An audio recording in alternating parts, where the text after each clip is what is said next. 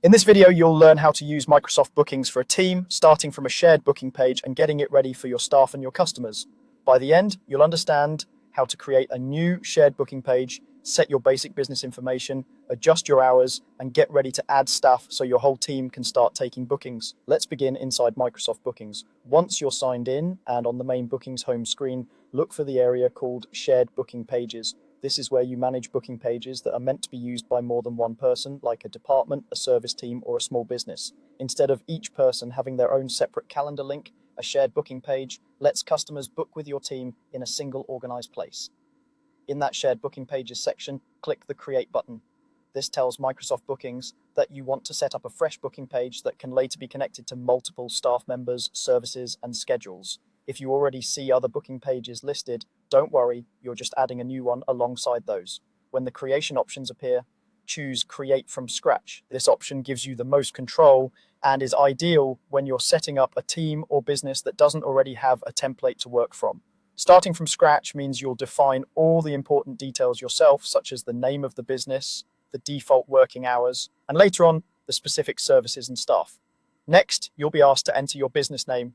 This is the name that will appear on your public booking page, so choose something clear and recognizable for your customers. For example, if you're setting this up for a support team, you might use your organization's name followed by the word support or consulting. You can always come back and tweak this later, but it's helpful to pick something professional and easy to understand.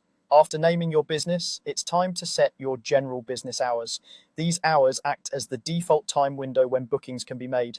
Think of this as the overall frame for when your team is available.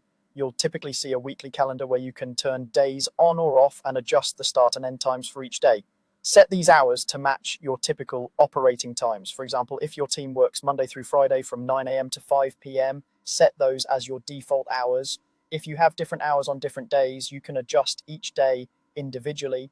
These general hours can later be refined at the staff or service level, but setting them accurately now saves time and avoids confusion for your customers. Once you're happy with your business name and business hours, click Create. Microsoft Bookings will now generate your new shared booking page using the information you just provided.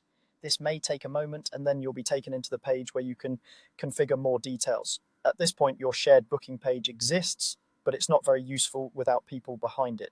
The next step is to add staff.